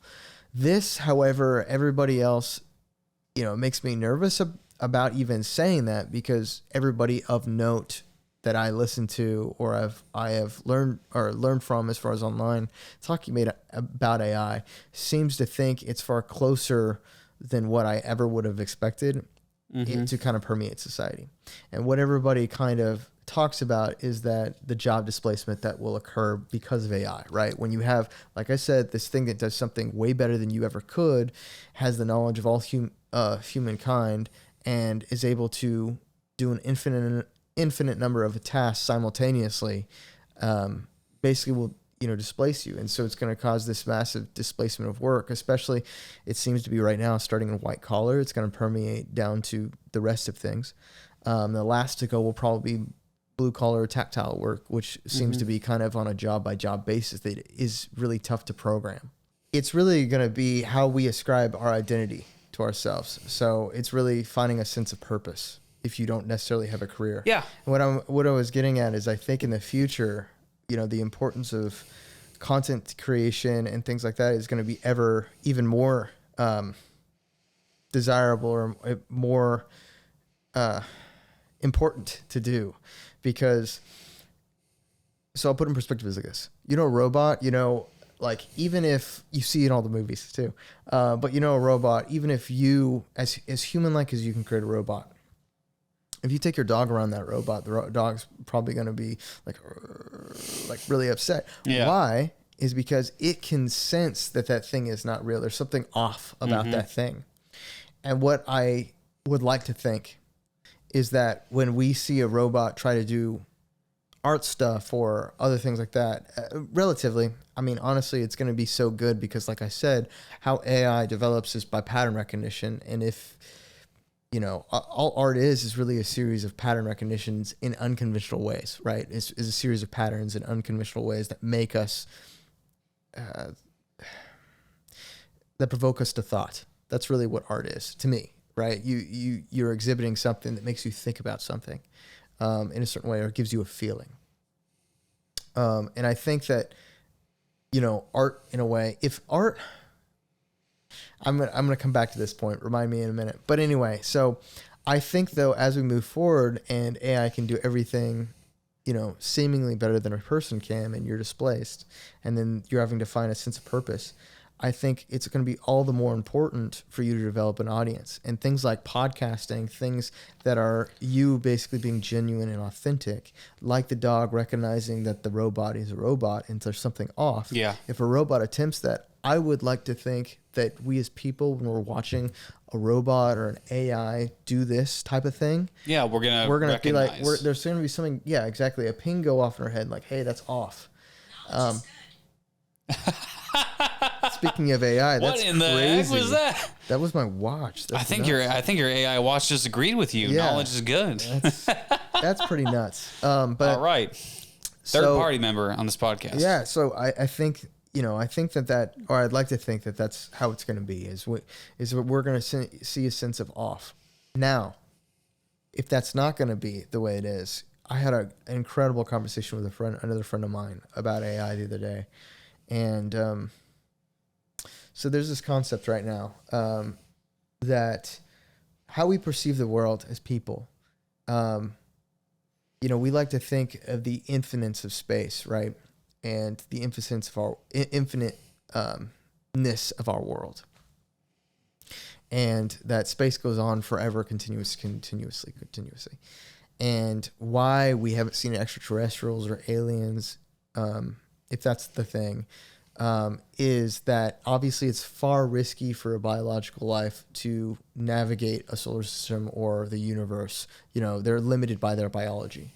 There are things like, for instance, drones have a better capability to navigate the skies. That's why probably dogfighting will become just drones fighting in the sky versus, an airplane having an actual physical pilot. Right now, like the F-22, from what I understand, it can do a lot more things than what is limited by having a biological pilot inside, because the G-forces, literally the strain on the human body. Yeah, Top Gun Maverick. I'm so sorry that did not become reality. So sorry. So anyway, my point being is that we like to perceive the world infinitely outward. And because of the risk of biological life, it would make more sense as we become more sophisticated with AI that another civilization out there would think in terms of, well, that's way riskier, and why not? Reality also exists on an infinite level on the smaller scale. Mm-hmm. So if you think, we like to think in terms of outwards as people, but also there's things smaller than quarks, atoms, things like that on the infinite scale downward. And so there's a theory that, from what I understand, that instead of the scope of infinitely outward, as far as in space, getting bigger and bigger and bigger, why wouldn't they be consumed? Because it's far less risky, seemingly, with the inward or collapsing inward and searching on that level. Also, at the same time, when you devoid the world of purposelessness and you devoid the world of struggle, because what will happen when AI gets to that point where it displaces humanity, and if we go on that exponential curve. So my theory is this, and I'm going to get on this. This is what I was speaking to him about. My theory is this, is when AI happens, when we reach that singularity, people say we might reach it by 2045, according to Ray Kurzweil. And singularity is derived as AI having intelligence, not only that it can think for itself, but it can discover things unprompted and illuminate so those Skynet, discoveries to us. Kind of, yeah. But even on a grander scale, it can basically fracture itself into an infinite number of itself to complete an infinite number of tasks simultaneously. It will have the capabilities of all humankind at first, and then basically exponentially grow from that level an infinite number of times. It is basically, we create a god, right? And so when we get to that level, and if we can survive that level, because at first what that will happen is whatever country or body has access to that tool at that level, if it's not, programmed with the same desires as humans do, which if it is, I don't know why it would be, but if it is, then that's what we would associate. That's why everybody's scared of AI, in that it would possess self-preservation and survival, and then therefore perceive us maybe as a threat. Yeah. But I don't think like that. Unless it's programmed like that, it would just be a tool. Like, there would be no sense of wanting to self-preserve or survive. It would just be like, as a computer is a tool. It would just be a tool, an all-knowing tool. So if it gets to that point and it is this tool, this AI thing, and it can do everything better than people, and it displaces everybody, then there's this lack of purpose. So, and I think what creates meaning is a struggle, or understanding there's a difficulty to achieve something. Because once everything can be done better than humans can, you have to understand that productivity goes to the roof. So all of a sudden, workers are replaced by robots who can work around the clock, right? And AI can, do things around the clock. And so all of a sudden, goods are oversupplied. There's a plethora of goods now. There's a plethora of energy now. The energy problem is solved. And so the cost of everything plummets. And so the value of things plummet. Okay? So all of a sudden, everything that you ever wanted, you can get because AI makes it available. So all of a sudden, things aren't worth the same. Value actually plummets. Yeah.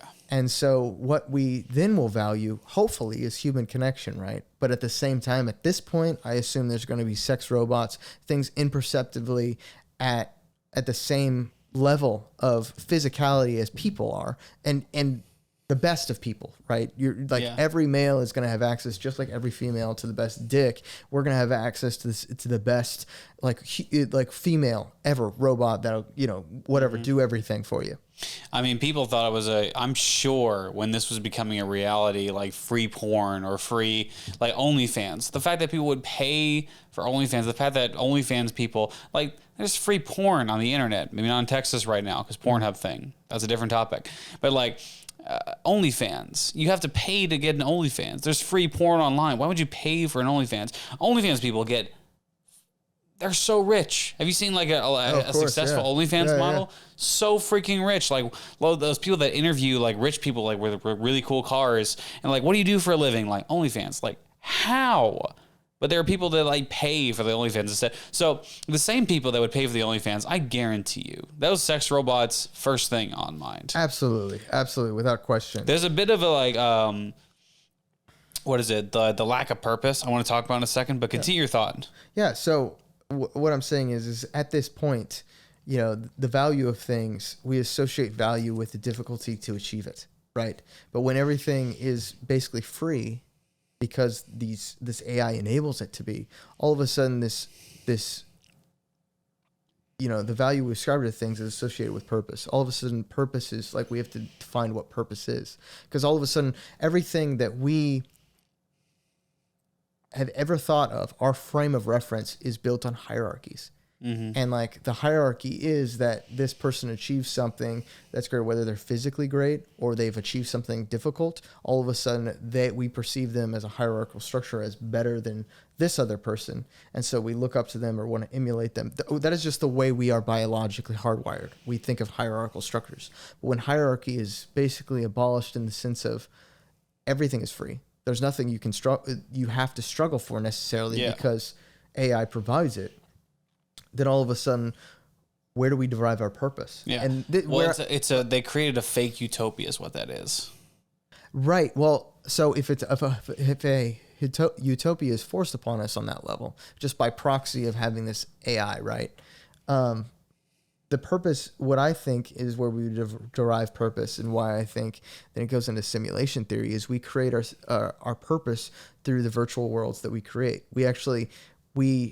Because we inherently need a purpose as people, because without purpose, we lack hope. Without hope, all of a sudden depression and bleakness takes over and there's nothing to live for. Because there has to be something deeper than just your basic right, there has wants to be and meaning. desires. Yeah. Right. And so to derive that meaning or purpose, I think we're forced to create it. And that lends itself to the promise of virtual worlds and simulations, is that we will probably create these realities in the sense that we create a struggle or meaning for ourselves within that simulation. Now, not counterpoint, but getting to this, it's the same loop of, the argument, are we in a simulation now or not? Have we already gotten that level where in this reality presently, previously we've already gotten in the same loop where there's already been an AI that's discovered anything. And this simulation, the thing that we're in right now is a simulation that is us trying to derive some sort of struggle or some sort of purpose for ourselves. Yeah. And like, not that I believe that, but it's fun to go there because it's if it's on this loop, then you can see how, you would achieve that. And then it's just, I only say that because it's fun, because there's that whole topic of whether we're in a simulation now, because there's more probability from what I understand that we are in a simulation than not. No, I think that the same people who argue, because there are people who genuinely argue the idea that we are in a simulation, I think it's a search for, not relevancy is not the word. What is it? Origin, I guess. Like, in what way do you say origin? That? Yeah, in what way? Well, like origin, maybe not origin is not the right word. Like going back to like that sense of purpose or like that sense of belonging. Like you feel some uniqueness to yourself. Like you feel like I'm not the same person as you. Okay. Obviously, like you and I have very we agree in a lot of things, but we also disagree in a lot of things. I'm sure we're very different. We're our human own beings. individuals. Yes. So you want to believe that individuality comes somewhere, and I believe like at some point in time, like some people get into like a very bleak sensibility or a very negative sensibility where maybe some of this, maybe we are all the same, or maybe some of our stuff comes from somewhere else. And I believe like you can go one of two places when you're searching for any type of origin or purpose or something. You can go the search for God. You can find God. You can find purpose in God, in the fact that there is a higher being that has given you purpose, that has given you a goal in life, that has given you a drive to do certain things. Or you can reject God. You can say that God is something that limits you in a certain aspect, or say that I don't want to have a figure that is above me. So there's got to be something else. And sometimes that search goes down to maybe like a pure atheistic, to where we don't 100% know what's out there, but the possibilities could be endless. Yeah, maybe there's aliens out there. Right, but I think even if you're atheistic, you derive your meaning or your purpose in something else, whether it be like there's a structure, like for instance, there's atheists that I know that derive their meaning in being like an amazing, their family. Like their family unit is like their meaning and purpose. That's where they derive their solace. Because I think that like, they're people's faith's religion in a way, at the end of the day, whatever this purpose or meaning is, whether it be religion, family, whatever structure you believe, even if you're atheist and you don't believe in like a higher being, then whatever you do believe, it gives you solace. It is a way for you to derive meaning and purpose. Yeah. Yeah. And your family is a really good, obviously the family, especially like a good family, is a really good sense of deriving meaning. At the very end of the day, if your goals fail, if you fail or something else, like you can go back to a family that genuinely cares and loves about you. Absolutely. But I got into a conversation about morals and do just general morality exists. I got into an argument with one of my friends a while back, and I respect this guy immensely. But there's an idea of morality being like a very like subjective thing. And where does morality come from? Does morality come from God? Does morality come from societal standards? Do we create morality? Do we create governmental systems where like, okay, well, you know, murder is painful, so let's not murder. Like, does morality come from governmental systems, or does morality come from something deeper? Does morality come from something that's within the heart, that has been put into us? Absolutely. Now, I'm biased on that aspect. I believe in God. I'm a Christian. I believe in Jesus Christ. So I believe that morality does come from something that's deeper than just a societal construct. I believe that, like, again, a lot of the arguments come from, like, morality comes from something that we have evolved into. We're an evolved society. So obviously we're not going to kill. Obviously we're not going to steal. Stealing is wrong. Like, I believe that morality has to come from a deeper source than just like a societal construct of like, this isn't good, this is not right. Because at the end of the day, we as humans, inherently, we know what is right and wrong. We know like murder is not good. We know that pedophilia is not good. Sorry to say the P word in the podcast. Dude, but like it's fucking weird right now how, you know, we're trying to, this is a side note, but as far as the pedophilia thing of minor attracted persons, that infuriates me. But keep going. It's just a weird thing happening right now. I can't even believe as a society we're entertaining that. If you would like to, if you have a second at the very end, there's a whole thing that I want to get into. But like, there's a whole, like, I feel like we as human beings, we inherently know what is right and wrong. That doesn't come from societal standards, because there are other societies other than the United States that believe in the same thing. So obviously a lot of people carry the same moralistic values. So it doesn't necessarily just come from societal standards. It has to come from a deeper moral value that we all share instinctively, and it has to come from somewhere. And so I don't think that all of this is just based on the governmental systems that we set in place. If that is the case, then there's no reason that anarchy shouldn't be the same thing as a governmental system. There's no reason that anarchy should be better or worse than order, because there's no basis of morality at that point. There really is no morality. Morality at that point is on the base level just subjective morality. What you believe in is just as good for you, but maybe what you believe in is not the same thing as what, like, my truth. Like that's where it comes to, like, my truth, your truth, my truth, your truth. And everyone has different layers of morality, and there's no like common interest. There's no common morality that we can all genuinely agree on. And so because of that, that's when like chaos and like anarchy kind of come into play. And nothing is true, nothing is false. It's all up to the subjective mindset, and there's no uniting factor of like, this is wrong and this is good. Obviously there are gray factors. Obviously there are individual like what we talked about with like World War II. There are obviously like very complex issues that we can deal with in the world. But I think that there has to be something. There has to be, the uniting factor has to be some obvious morality, that whether we consciously agree or subject, like, it has to be something that we all have to genuinely agree on, or there really is no point to order and chaos at that point, because it's all subjective. There has to be something that unites us that's deeper than just a societal structure, if that makes sense. So our society as it is now, and in culture, I think that it has been molded and created because we have been able to label good and evil, right? Yes. So without those labels, you're right, everything would dispel and we wouldn't have the frame or the structure that we would have now.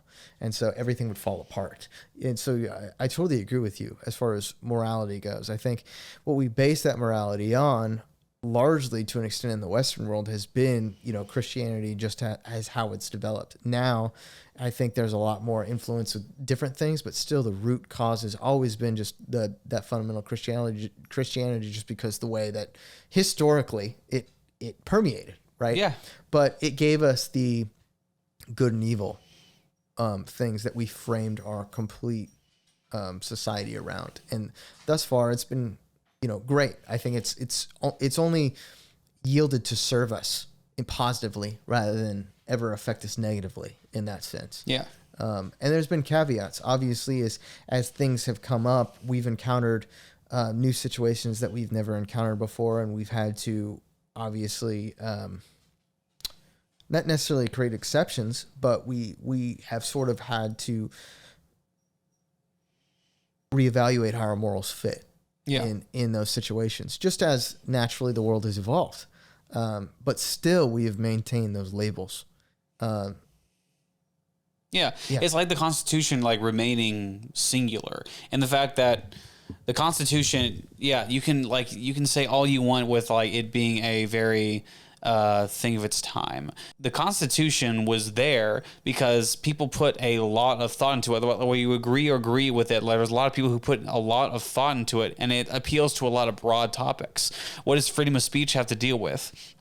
It doesn't have to deal with people, things that you just agree on. It deals with people that you also disagree on.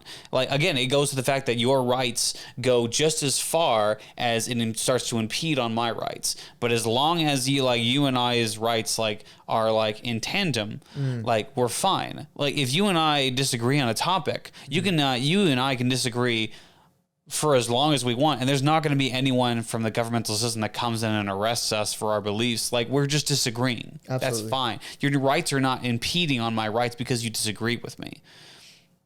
On the Second Amendment thing, it's funny, and it's such a touchy topic. So I'll just be honest with you. I believe in the Second Amendment, and the reason why I do so is because I think there is a validity to a tyrannical government or a governing body. I think it comes down to, I fundamentally believe in personal autonomy. So, yes. By that token, I believe that, I can't tell someone else what to do with their body. That is not mine. So women, as far as reproductive rights or Roe versus Wade and all that stuff, they should be able to decide what they want to do with their body. I have no control over that. That's just the basis, because it goes back to that belief in personal autonomy. As far as the Second Amendment goes, it's a tricky scenario, because I 100% agree with, like I said, the Second Amendment, but there are also, to an extent, I believe that the right to bear arms and to carry weapons, 100%. But at the same time, I don't want everybody to have a nuclear warhead. You know what I mean? Yeah. So there are levels that there are barriers where technology comes into play where, feasibly, not everyone, I want access to have a tank, but I respect your ability if you want to own, a firearm, even a heavily powered firearm. It's just, where do we put a stop to heavily powered? But at the same time, because I believe that the root of that amendment is to stop the tyranny of a tyrannical government. 100%.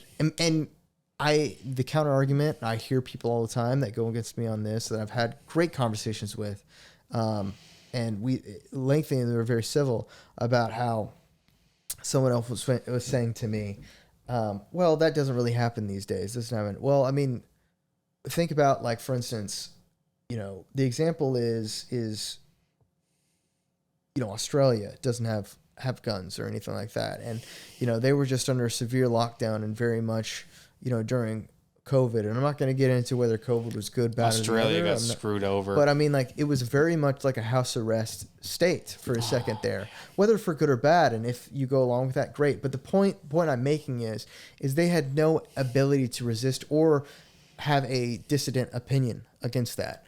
And they had no leverage in that. As a citizen, you have to understand that I believe fundamentally that the government is empowered by the citizens. We are electing these officials to and empowering them to govern, to lead us, and they are only empowered by our willingness. To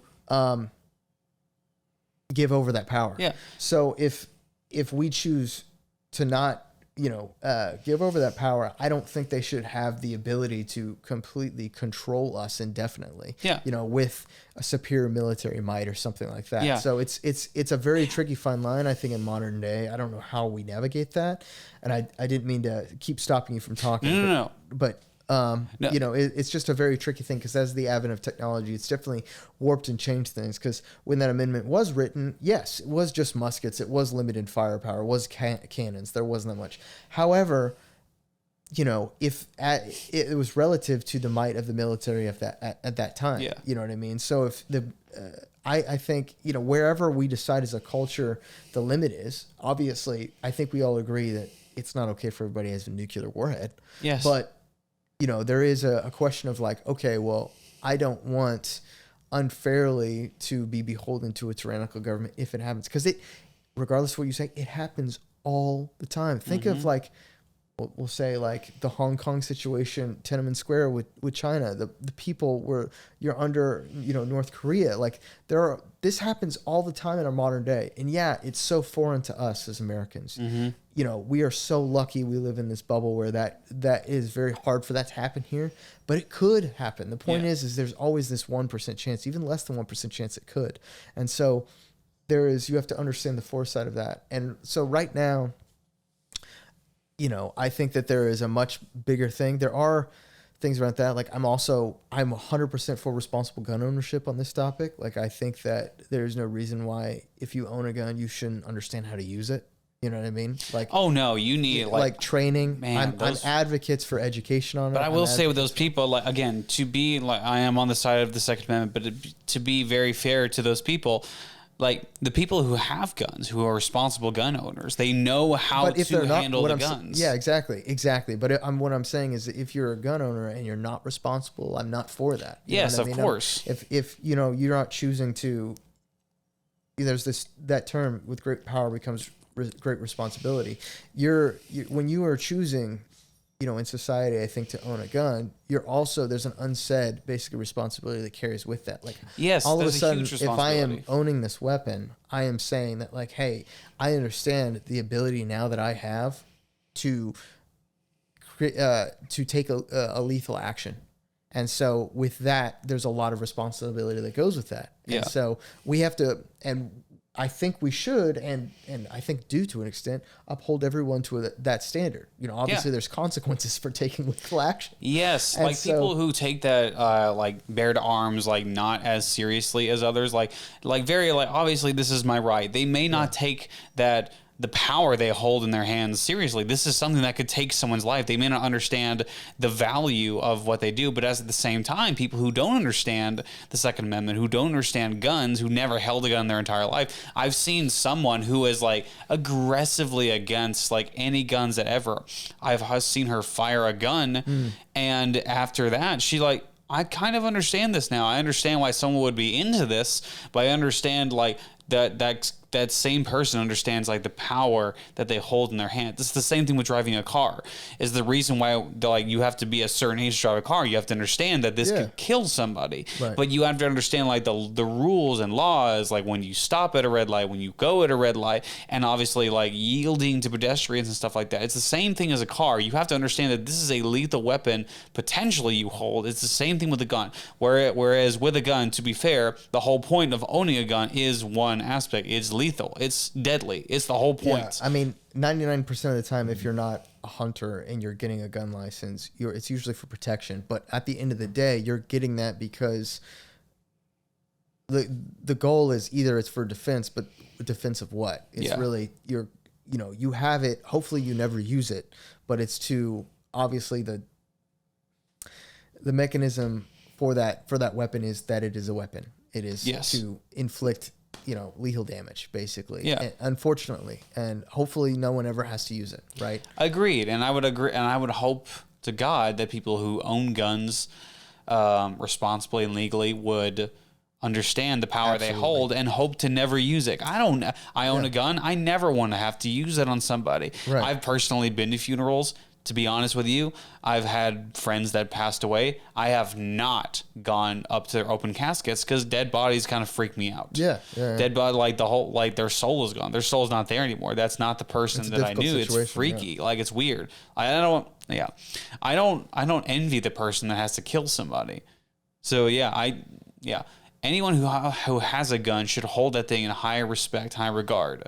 And this is something that I really agree with. I think that parents who own guns should teach their kids at a young age to respect this. Yeah, it's a thing that you have to hold in high respect and high regard, and understand that, this is not a toy or not something to be, there's no play when it comes to this thing. But also, understand it and utilize it as what it is. It is a weapon, and so it's not something to be taken lightly. But not at all. Yeah.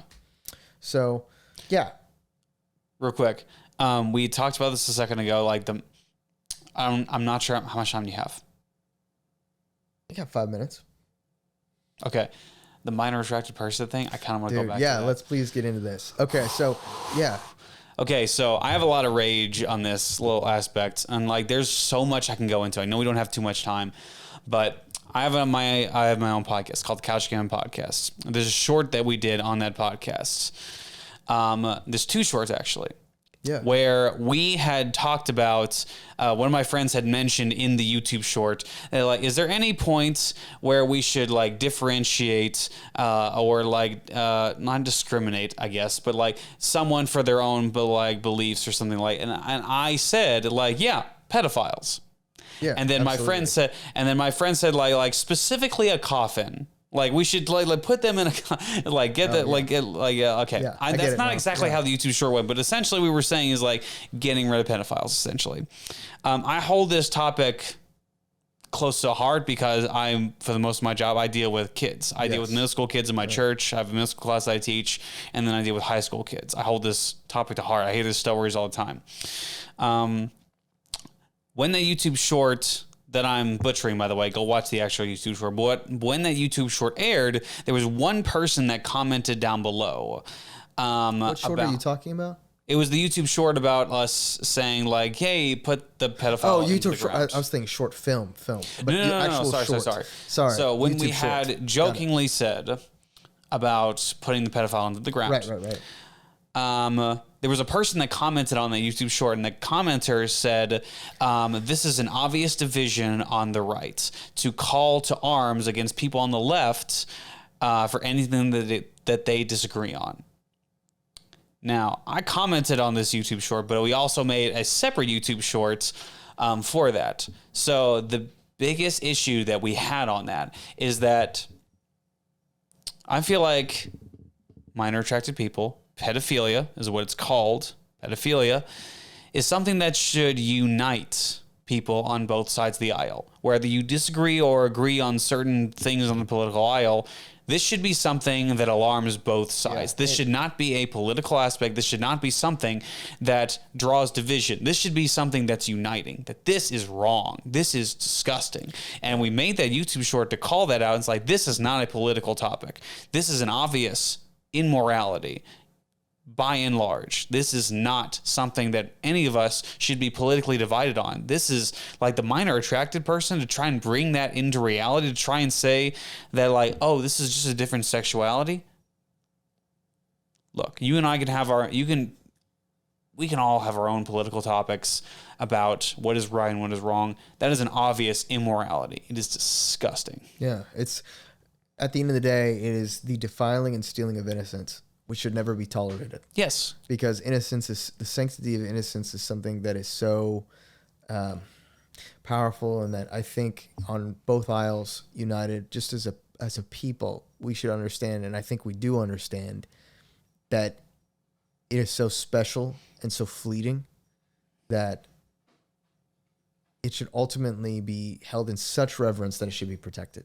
I mean, there's no ifs, ands, or buts about it. I mean, there is a reason why in prison it is the worst possible offense to other prisoners, to the people that have committed offenses. Murder. It is the ultimate offense. Like, murderers look horribly upon you. Like, murderers are held in such high regard in prisons rather than like pedophiles. Yes, pedophiles are the least. I mean, the worst gets coming to you for that.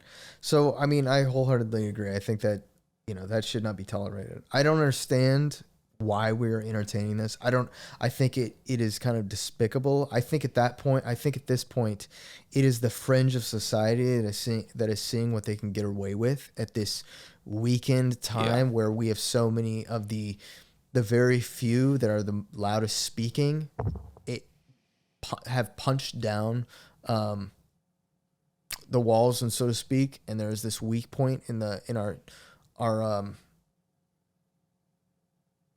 the walls to our ears, I guess, figuratively, of society. And so they've punched it down in such a way that they see, this might be a time to test the waters. Is this okay? Is this okay? Let's sneak in here. Let's see what we can get away with. And that is just a dangerous, slippery slope. And I think it's despicable to even entertain such a foul thing, such a horrific thing. Yeah.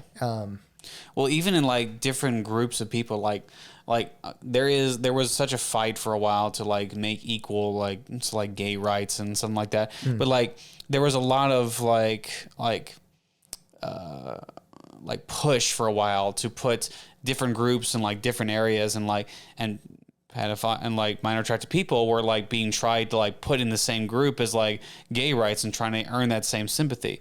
And like many people who are homosexual was like, no, that's not the same thing at all. Yeah, no. That's not the same thing. Piss off. That's disgusting. Like, I think when it comes to the right and left, despite the differences that we have, I feel like this should be an obvious thing that like, obviously this is right and wrong. There's a certain, and that's why if you want to go back to like the argument of morality and like objective, subjective morality, I feel like there's an obvious morality or an obvious right and wrong that we just don't pass. And one of those is pedophilia. And it's just something that like neither side should inherently, so like, because I'm not attributing the right or left to this. This should be something that is just wrong, and it should be just stained as wrong forever. It should never be put in the public eye. Well said. I think we'll leave it at that. We'll end with pedophilia. Ladies and gentlemen, this is Jacob Sizemore. I'm Mark Laird. This is No Red Tape. Jacob, give him a shout out. What's your podcast called again? Podcast is called the Couch Gamut Podcast. We talk a lot about movies, interesting topics, such like that. If you want to give us a subscribe, check us out. We're on YouTube solely right now. We might change that in the future. Amazing. Thanks. Dude, amazing. Thanks a lot. I appreciate you. Cheers. I have no more whiskey, but cheers to you, my man. Thank you so much for joining me, and that's it, guys.